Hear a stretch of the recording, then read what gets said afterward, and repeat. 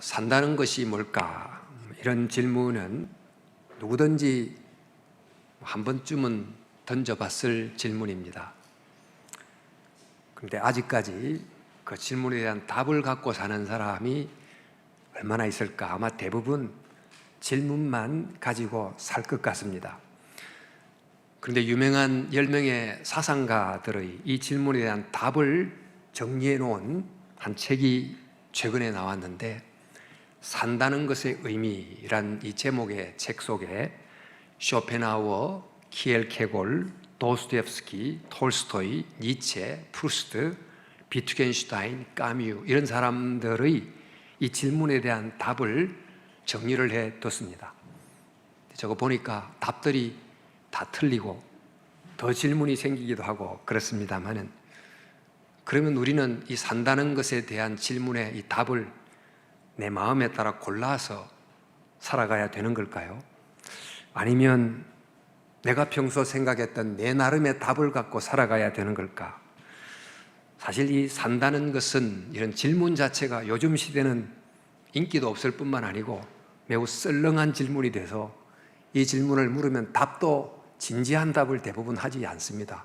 산다는 것, 그게 뭐 별게 있나요? 그냥 사는 거지요. 이런 식으로 가볍게 답을 대부분 하게 될 겁니다.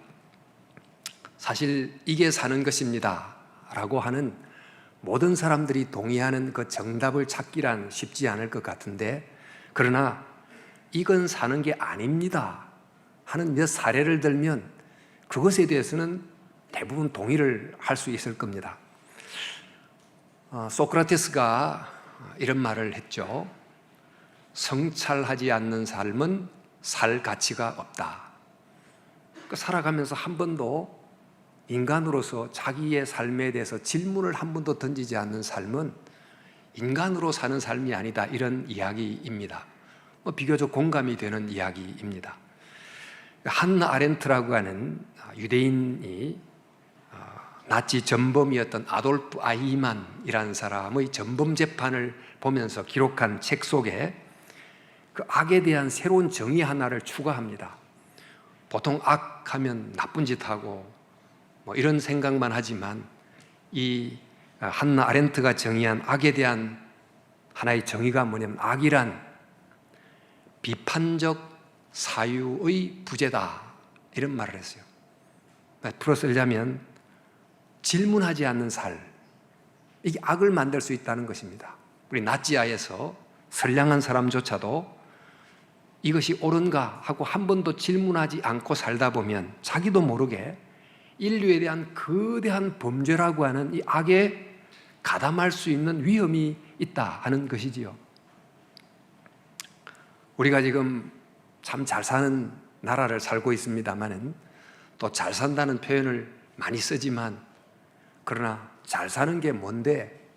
이런 질문을 던지지 않고 진짜 잘 산다는 것을 우리가 알 수 있을까? 이런 생각을 해보기도 합니다. 또 T.S. 엘리어트라는 시인이 황무지라고 하는 그의 유명한 시에서 이런 이미지 하나를 우리에게 소개하는데, 그 4월이 되면 씨앗이 땅에 심겨서 이제 싹으로 돋아나야 됩니다만, 땅에 심긴 씨앗이 자기 껍질을 깨뜨려야만 비로소 싹이 돋아오는데, 땅에 심긴 씨앗들이 자기 껍질을 깨지 않은 채로 그대로 있다가 봄을 지나고 여름을 지나고 가을을 지나는, 그래서 그냥 씨앗으로 남아있는 한 이미지를 통해서 많은 사람들이 이렇게 껍질로 살다가 씨앗으로 살다가 씨앗 생명으로 끝난다, 이런 메시지를 던졌어요. 그런데 어떤 책을 보니까 unlived life라고 하는 표현을 만나게 됐는데, 직역하자면 살지 않은 삶. 참 역설적인 표현입니다. 마치 초가 있는데 한 번도 등불을 피워보지 못한 초처럼, 달란트가 있는데 한 번도 사용되지 않은 채 땅에 묻혀 있었던 달란트처럼, 우리 아는 그 안도연 씨의 연탄이라는 19절의 서처럼, 연탄재 함부로 차지 마라.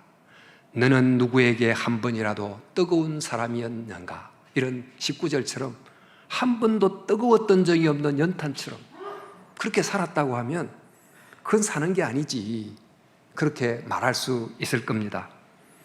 또 9.11 테러를 보면서 그 정오에 관해서 글을 쓴 그 러시 도지어라고 하는 사람의 글을 보면 이런 내용이 나오는데, 왜 테러리스트의 눈에는 그 비극의 날 숨을 거둔 수많은 무고한 어른들과 아이들이 오로지 적으로만 보였을까?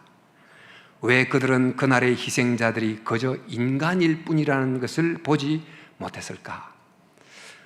어떤 명분을 가진다고 할지라도 무고한 사람들, 아이들마저도 적으로 보일 만큼 정오에 붙들려 살아가는 삶은 자기는 옳은 일을 한다고 위대한 알라를 위하여 외치고 살지만 이건 사는 게 아니지요.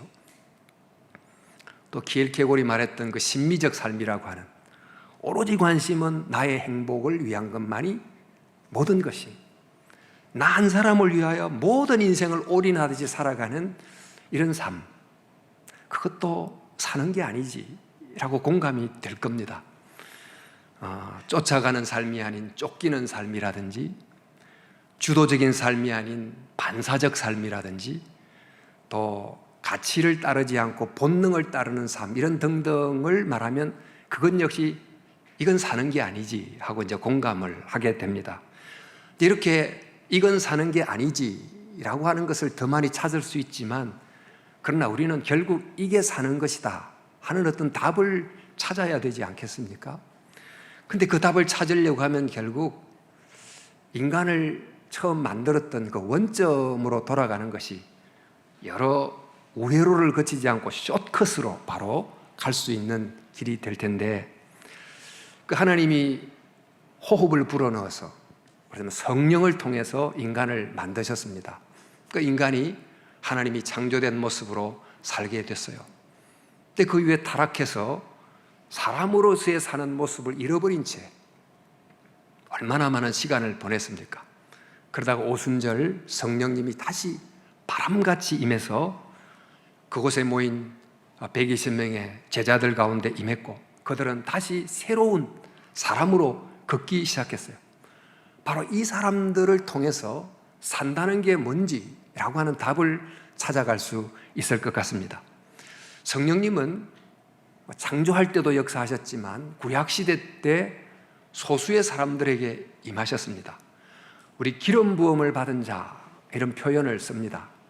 누구에게 기름을 부었나 하면 왕과 선지자와 제사장에게 기름을 부었는데, 우리는 성령님이 역사하면 주로 한 개인의 내면 속에 어떤 내적인 체험을 안겨다 준다는 정도로 성령의 역사를 대단히 국한시켜 생각하는 경향이 있지만, 성령님의 역사는 굉장히 광범위해서 왕에게 지혜를 주므로 백성을 잘 다스리게 하고, 제사장에게 긍휼의 마음을 줘서 백성들을 위로하게 하고, 선지자에게 진리를 깨닫는 지성을 줘서 백성들을 길을 인도케 하는 이런 일을 하는 거지요.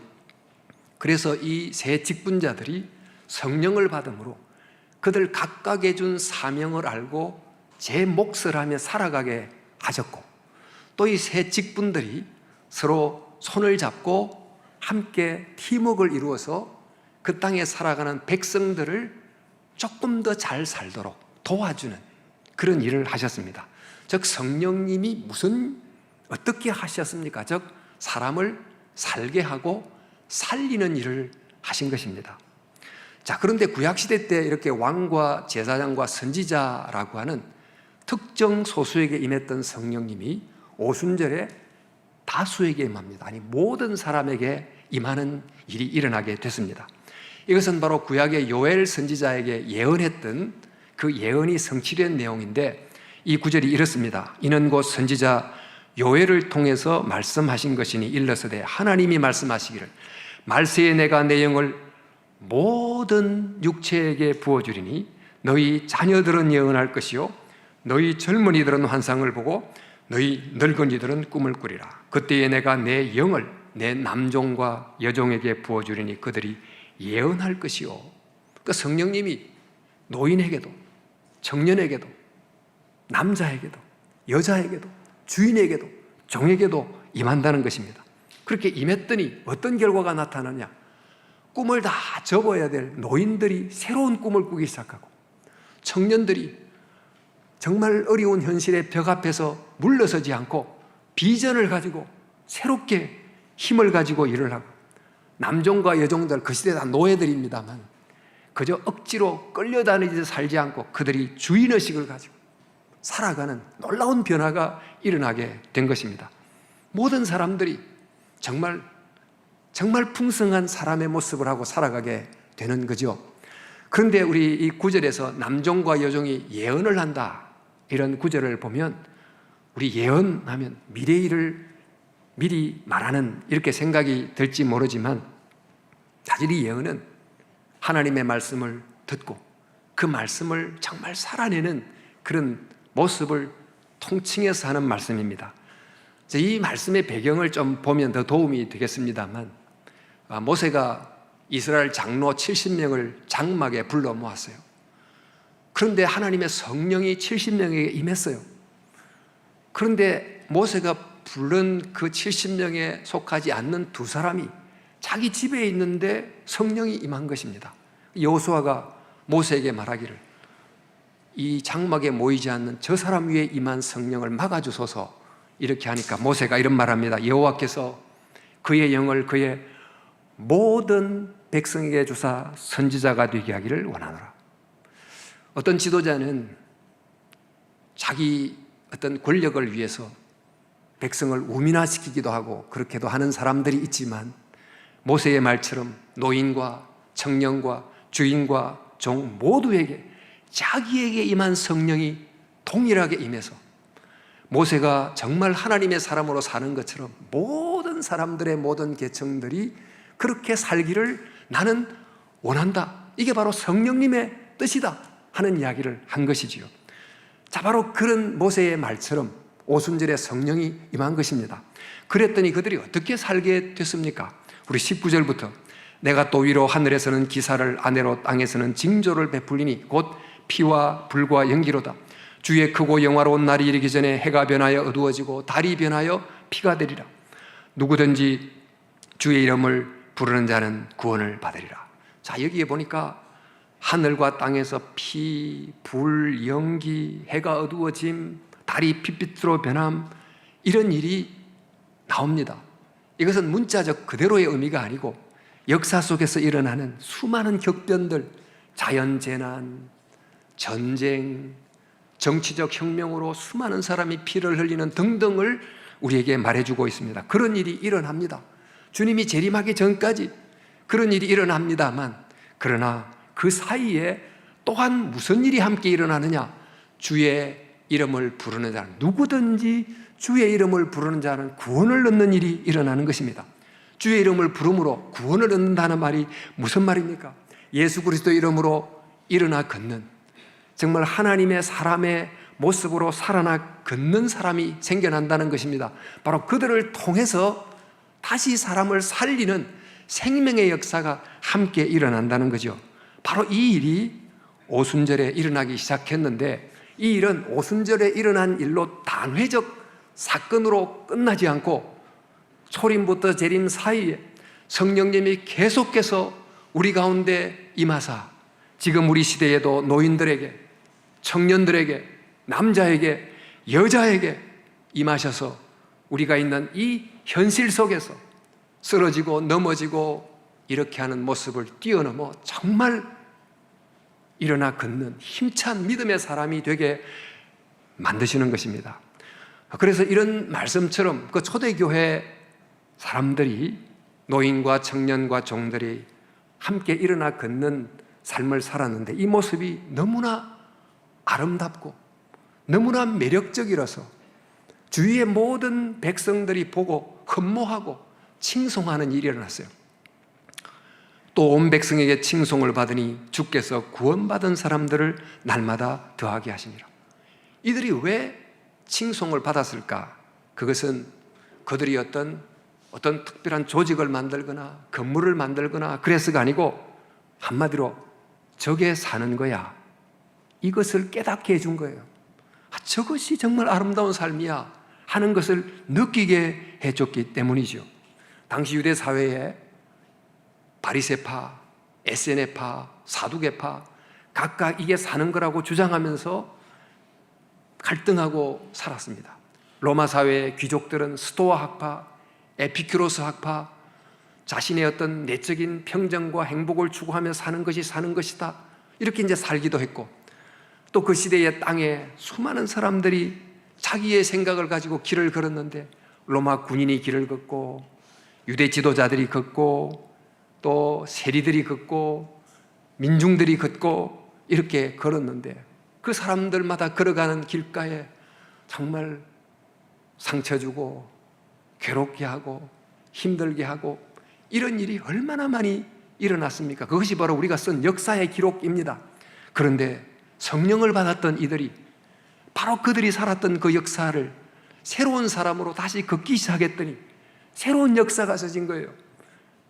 깨어진 관계가 회복되고 상처받았던 마음이 위로를 받고 또 남편과 아내의 잘못된 관계 때문에 불화가 있었던 가정이 정말 화목한 가정으로 세워지는 등등의 회복의 역사, 생명의 역사가 이루어지게 된 것입니다. 그리고 이제 그때만 해도 우리와 같은 이 전염병이 굉장히 돌았는데 부자들도 도망가고 귀족들도 다 도망갔는데 크리스찬들이 그 현장에 남아서 간호해주고 위로해주고 죽을 사람을 살려내는 일이 일어나게 된 것입니다. 자, 이처럼 그 사람들이 걷는 그 걸음, 그 길에 생명의 꽃이 피게 됐습니다. 이것을 보고 많은 사람들이 칭송을 했다는 것입니다. 자, 여러분, 성령님은 세상을 어떻게 변화시킬까요? 군대를 보내고 땅을 정복하고 이런 방식으로 세상을 변화시킵니까? 우리가 본 것처럼 한 사람을 살게 하고 정말 산 사람을 통해 다른 사람을 살리게 하는 이런 일을 통해서 조용하지만 근본적으로 세상을 변화시키는 일을 하셨던 것입니다. 그들이 정말 그렇게 살리는 사람이 되게 된 까닭은 그들이 빵만 먹고 살지 않고 하나님의 입에서 나오는 말씀을 먹으면서 정말 그들 속에 하나님의 말씀을 듣는 들음이 회복되면서 이런 변화가 일어나게 됐고, 또 그러자 그들이 이전까지는 손을 뿌리치고 살고 남을 향해 주먹쥐고 살다가 손을 펴서 남의 손을 잡고 함께 걸으면서 살아가게 된 것입니다. 유대인과 이방인 사이에, 또 남자와 여자 사이에, 주인과 노예 사이에 아무도 깨뜨리지 못했던 엄청난 벽을 다 허물어버리고 하나님 아버지 안에서 영적 가족이 되는 이런 살림의 역사가 일어나게 된 것입니다. 자, 그래서 이렇게 성령을 받음으로 새로운 사람으로 살아갔던 이 사람들의 모습을 보면서 우리는 산다는 것이라고 하는 질문에 대한 답을 이렇게 내릴 수 있지 않을까 합니다. 산다는 게 뭘까요? 산다는 것은 듣는 것이다. 여러분, 한 번도 내 인생 속에 정말 하나님의 말씀에 속한 것을 한 번도 들음이 없다면, 그 들음을 통해서 내 삶의 의미와 목적과 방향을 한 번도 생각하지 못하고 산다면 그걸 산다고 할 수 있을까요? 산다는 것은 듣는 것이다. 또 산다는 건 뭘까? 산다는 것은 손잡는 것이다. 살면서 내 손에 창이 아닌 꽃을 들고 옆에 사람의 손을 잡고 함께 살아가는, 이게 산다는 것이 아닐까요? 또 산다는 건 뭡니까? 산다는 것은 살리는 것입니다. 누군가를 살리는 게 산다는 것이죠. 그 성령님이 그 시대 사람들을 생기를 불어넣어 사람을 일어나 걷게 하듯이 살게 하셨는데, 바로 이 모습은 인간의 지금 이 직립보행 모습에 그대로 적용할 수 있어요. 머리를 통해 하나님의 말씀을 듣고 손을 가지고 옆에 사람의 손을 잡고 발을 갖고 걸으면서 살리는 역사를 합니다. 그래서 산다는 것은 들음과 손잡음과 살림이다, 이렇게 정의할 수 있을 것 같습니다. 자, 그렇다면 우리는 이 세 가지의 기준을 가지고 산다는 것에 대해서 우리에게 이렇게 묻고 진단할 수 있을 것입니다. 내게는 들음이 있는가? 최근 나는 어떤 말씀을 들었는가? 내게는 말씀을 듣는 귀가 살아있는가? 그 말씀 속에 어떤 뜻이, 어떤 가치가 나를 이끌고 있는가? 이런 질문을 통해서 나는 정말 살고 있는가? 이렇게 진단해 볼 수 있겠죠.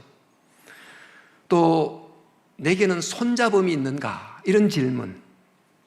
그동안 누구에게 주먹 불끈 쥐었는데 내가 손을 펴서 누구의 손을 최근 붙들었지?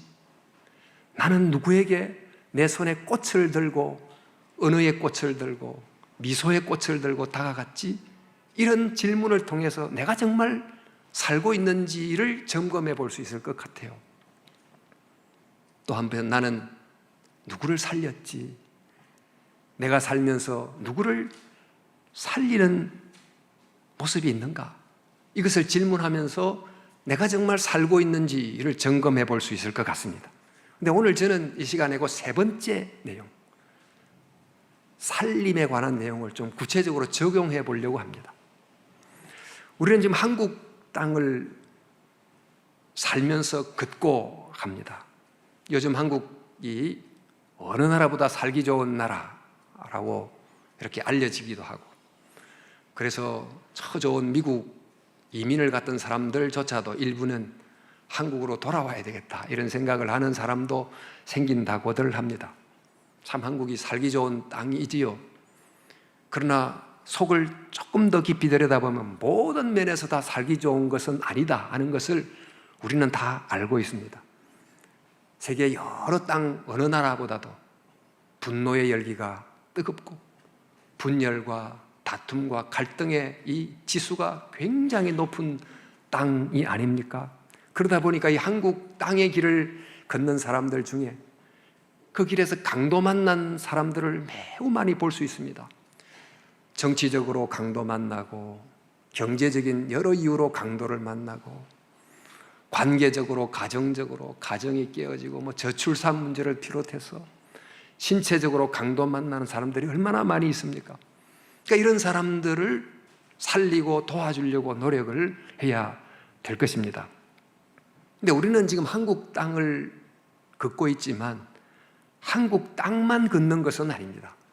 옛날은 사람들이 태어나면 그 지역에서 살다가 그 주변을 가본들 얼마 가지 못한 채 그 주변에서 결국 또 인생을 끝내는 그런 방식으로 살아왔지만, 요즘은 원하면 온 세계 어디든지 다 갈 수가 있고, 또 특별히 인터넷을 통해서 내가 관심 있는 한 지역이나 땅은 실시간으로 정보를 그대로 이렇게 얻으면서 그 땅을 정말 걸어 다닐 수가 있습니다. 우리 교회도 지금 서울이라는 땅에 위치하고 있긴 하지만 우리 교회가 파송한 선교사님들을 통해서 사실 어느 정도 어느 나라 땅을 함께 걷고 있기도 합니다. 우리를 대신해서 가 있는 선교사님들의 선교 소식도 듣고 그들에게 물질로 후원도 하고 기도도 하고, 그러면서 그 땅을 걷고 있는 그들과 함께 우리가 걷고 있는 거죠. 피지 땅을 걷고 있고, 또 몽고 땅을 걷고 있고, 또 아프리카 땅을 걷고 있고, 중국 땅을 우리가 걷고 있습니다. 근데 그 중에서 이제 오늘 아프리카 말라위라는 땅도 우리가 함께 걷고 있는데, 그 땅에 한 2년 전 우리 파송 선교사로 그곳으로 가셨던 그 황하수 장로님 의사가 돼서 선교사로 가셨는데 우리를 대신해서 그 땅을 지금 걷고 있습니다.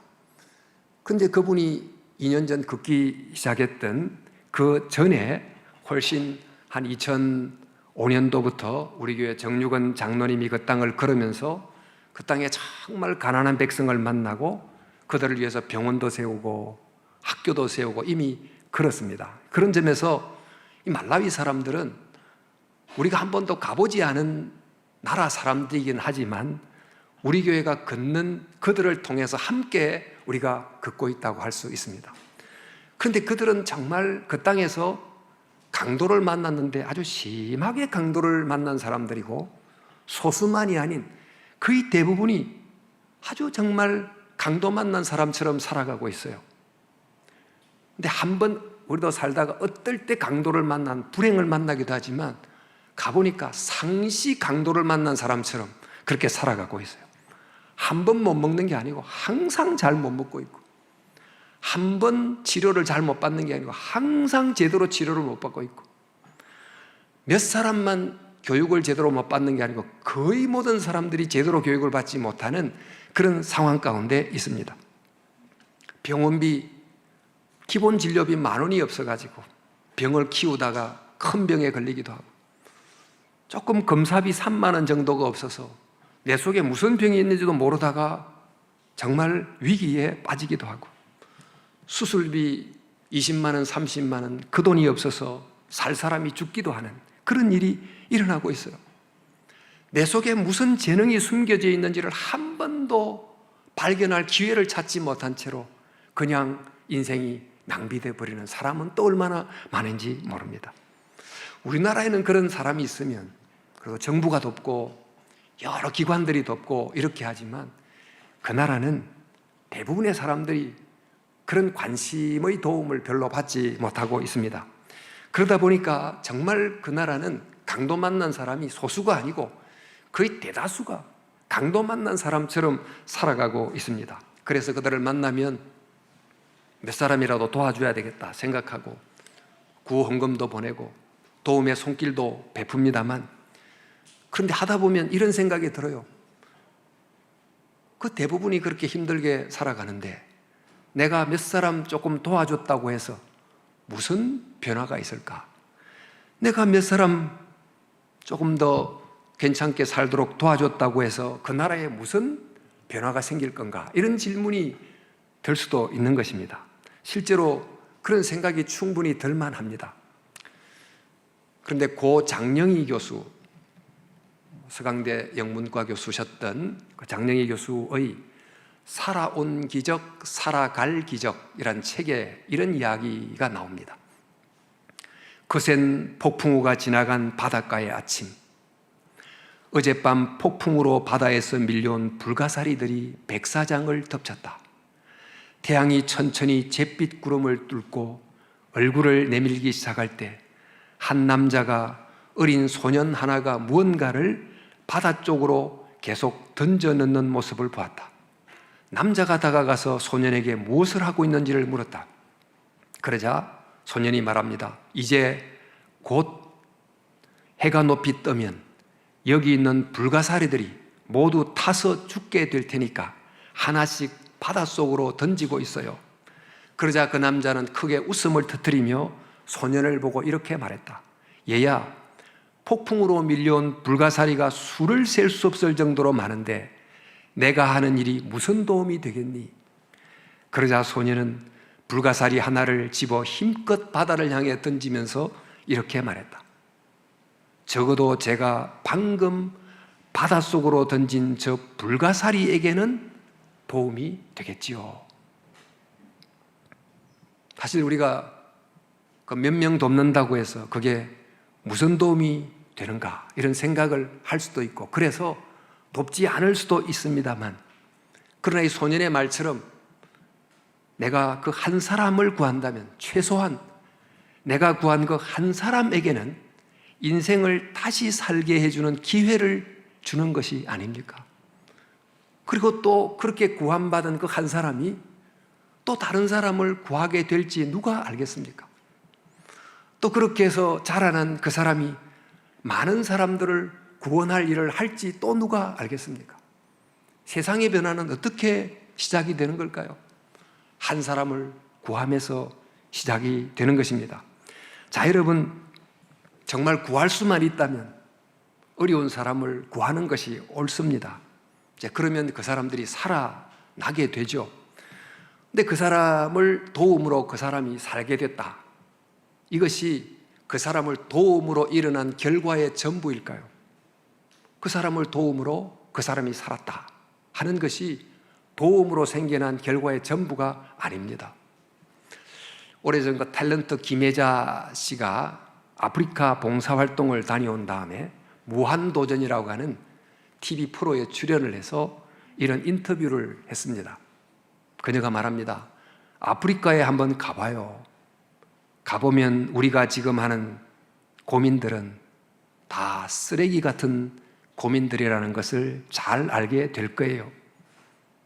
서울서 하는 여러 종류의 고민들이 아프리카에 가보면 쓰레기 같은 고민이라는 걸 알게 된다 하는 아주 굉장히 강한 톤의 이야기를 한 다음에 또 그녀가 이렇게 이야기합니다. 아프리카에 머무는 내내 가슴이 아프지만 그 아이들을 위해 뭘 해줄까 하는 생각만 하다가 오니까 내가 봉사하러 가는 게 아니라 나를 구원하러 가는 거지. 아프리카 몇 명을 구원하겠다고 갔는데 사실 그 아프리카가 나를 구원했다. 이런 이야기를 한 것입니다.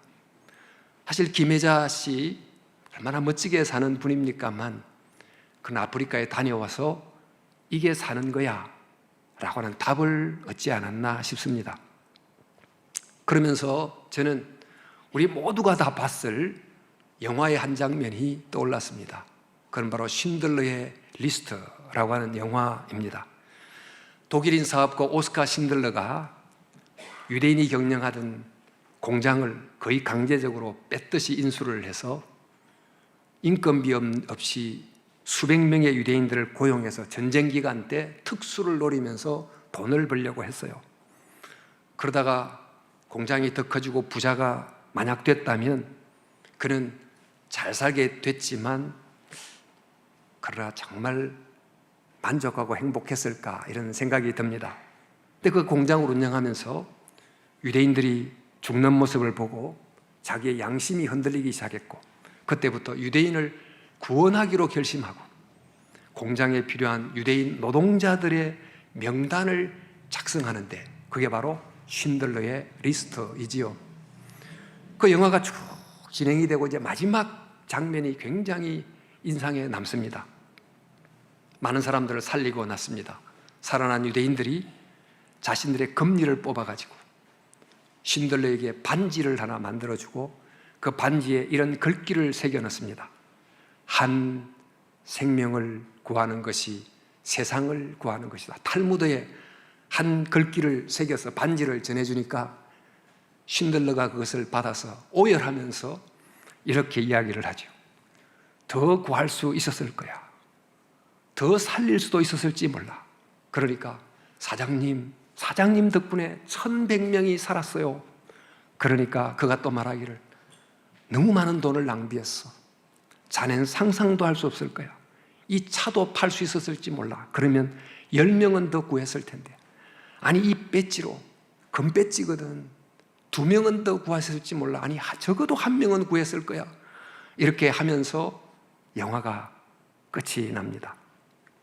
비슷한 내용의 영화인데 주 키프스 와이프라고 하는 영화가 있습니다. 주, 동물원의 보호사 아내 이런 영화인데 폴란드에서 동물원을 운영했던 얀 자빈스키 또 안토니나 자빈스키 두 부부가 동물원을 운영하다가 이 유대인으로 핍박받는 유대인 300명을 살려낸 실화를 바탕으로 만든 영화입니다. 저는 이 영화를 보면서 이런 생각을 했어요. 그들이 유대인을 살렸어요. 많은 사람을 살렸는데 그들이 유대인들만 살렸을까? 아니면 유대인을 살림으로 그들 자신을 살린 걸까? 여러분, 저는 그들이 그들을 살림으로 자기가 진짜 살게 됐다고 생각합니다. 세상에 살려야 될 사람이 정말 많습니다. 또 도와야 될 사람이 얼마나 많은지 모릅니다. 그 사람을 개인적으로도 도울 수 있고 또 구호단체를 통해서 돕는 분도 여기 계시겠습니다만은 그러나 우리 교회는 마치 신들러가 자기 공장을 통해서 많은 사람들을 살릴 수 있었던 것처럼 또 얀 자빈스키가 동물원을 통해서 300명이나 되는 사람을 살릴 수 있었던 것처럼 지금 말라위라는 그 땅에 그들을 살릴 수 있는 아주 효과적인 도구가 있어요. 그 첫째는 어쩌면 신들러나 얀 자빈스키보다 더 신실한 이곳에서 정말 의사를 받고는 아프리카로 가신 황하수 선교사님이 그 병원의 부원장으로 계시고, 또 그곳에 이미 세워진 병원과 학교가 있습니다. 그러니까 황 선교사님과 그곳에 이미 세워진 병원과 학교를 잘 활용하면 많은 사람들을 살릴 수 있는 정말 귀한 일이 일어날 수 있는 것입니다. 그래서 저는 모든 성도님들에게 좀 이 돕는 일에 적극 참여해 주실 것을 정말 간절히 바라면서 말씀을 전합니다. 그들이 너무 불쌍해요. 그들이 좀 살면 좋겠습니다. 그러나 그것이 그들을 돕자는 유일한 이유가 아닙니다. 사실 갈수록 풍요해지는 이 땅, 어쩌면 풍요한 속에서 진짜 삶의 길을 잃어버리기 쉬운 이 땅에서 성도 여러분들이 모두 정말 사는 길을 발견하고 살게 되기를 간절히 원하기 때문입니다. 여러분 요즘 어떻게 사세요? 물론 경제적으로 매우 힘드신 분도 물론 계시겠지만 좀 더 높은 문화를 추구하고 좀 더 고상한 취미를 추구하며 살아가는 분들도 계실 것입니다. 더 맛있는 음식, 더 향긋한 커피, 더 전망 좋은 패션, 더 편안한 차, 더 좋은 음향, 더 안락한 시설, 이런 걸 이제 추구하면서 돈을 씁니다. 물론 그렇게 하면 지금의 삶보다 삶의 질이 조금씩 올라가는 건 분명히 사실입니다. 그런데 그렇게 해서 조금씩 더 잘 살게 되는 삶을 통해서 이게 사는 것이다 하는 답을 과연 얻게 될 수 있을까요? 여러분 이런 생각을 한번 해보십시오. 좀 더 질이 높은 즐거움을 위해서 내가 사용하는 돈이 주는 즐거움의 크기와 그 동일한 돈을 빈곤한 그들을 위해서 사용함으로 그들에게서 줄어든 고통의 크기를 한번 비교해보면 어떤 차이가 날까요? 이곳에 5만 원을 사용해서 내가 얻은 즐거움의 크기와 동일한 돈을 그곳에 있는 사람을 위해서 사용함으로 그들에게서 줄어든 고통의 크기를 비교하면 어떤 것이 클까요? 우리에게는 취미고 취향인 것이 그들에게는 생존이고 생명이 될 수 있습니다. 내게 5만 원이 그들에게는 50만 원, 500만 원이 되고 내게 100만 원이 그들에게는 1000만 원, 1억이 될 수도 있는 거죠. 그래서 여러분 정말 그런 의미를 가지고 그 사람들을 도우면 그들도 도움을 받긴 하지만 그것으로 끝나지 않고 내가 쓴 돈을 통해서 내가 받는 조금 더 높은 질의 삶, 조금 더 높은 어떤 취미, 그것과 비교할 수 없는 정말 깊은 기쁨과 보상이 우리에게 돌아오는 것입니다. 우리가 이렇게 그들을 도와야 하는데 그들을 도와야 하는 또 하나의 이유를 제가 좀 생각한 것은 우리 모두가 마지막 날 주님 앞에 설 텐데 주님이 우리에게 뭘 물으실까요? 우리 마태복음 25장 말씀에 의하면 소자 한 사람에게 한 것이 곧 내게 한 것이니라, 이 말씀을 비교해 생각해 보면 아마도 이 땅에 살면서 너는 많은 소자들을 만났을 텐데 몇 명에게 살리는 일을 했느냐, 이 질문을 하지 않으실까요? 그 질문에 대한 답을 준비하도록 해야 되겠다, 그런 생각도 듭니다. 그래서 성도 여러분 모두에게 항시 강도 만난 자처럼 살아가는 바로 그들을 돕는 데 함께 해달라고 여러분에게 말씀하는 것입니다. 이미 세워진 병원을 통해서 누적 한 150만 명이 진료를 받았고 또 누적 한 3만 명의 어린아이가 태어났는데 그 사람을 살리는 의료 선교를 위해서 매월 10,000원이든지 30,000원, 50,000원, 100,000원 여러분의 마음에 감동이 오는 대로 작정을 해주시면 좋겠습니다. 또 일시불로 30만 원, 50만 원, 100만 원 그 이상 작정해 주셔도 좋습니다.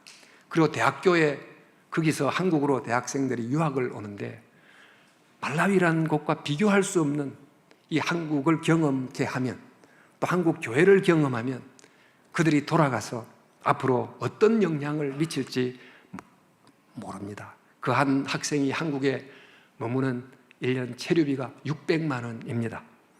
헌금 봉투가 여러분 준비되어 있습니다. 작성해 주시면 좋겠습니다. 그리고 온라인으로 헌금을 하시는 분은 자기 이름을 쓰시고 뒤에 말라위 이렇게 쓰시면 되겠어요. 홍길동 말라위 이렇게 쓰셔도 좋습니다. 우리가 잘 아는 유명한 아프리카 선교사 리빙스톤은 이 선교를 위해서 헌금해야 된다고 헌금 바구니를 돌리는데, 낼 헌금이 없자 저는 헌금이 아닌 나를 바치겠습니다 하고 자기를 바쳤던 경우도 있습니다. 정말 여러분이 은퇴를 하시고 또 여러분의 1년을 2년을 여러분의 은사를 따라 봉사하는 더 큰 헌신도 있겠습니다. 사랑하는 성도 여러분, 성령님은 어떻게 세상을 바꾸십니까? 군대를 일으키고 땅을 정복하고 상대방을, 내 반대편을 죽이고 이렇게 함으로 세상을 변화시킵니까? 성령님은 한 사람 한 사람을 살게 함으로 변화시킵니다. 그 한 사람이 들음을 회복하고 그 한 사람이 말씀의 빵을 먹기 시작하면서 그 사람을 살리게 함으로 세상을 변화시킵니다. 그 한 사람이 다른 사람의 손을 잡게 함으로 세상을 변화시킵니다. 그리고 바로 그 사람이 다른 사람을 살리게 함으로 성령님은 세상을 변화시키는 것입니다. 세상이 어떻게 변화되느냐 묻지만 말고 바로 나 한 사람이 바뀌는 것에서부터, 또 그 어떤 한 사람을 살리는 것에서부터 시작하면 변화는 이미 그곳에서 일어나고 있습니다. 성령님은 우리 모두가 바로 그 한 사람이 되기를 원하십니다.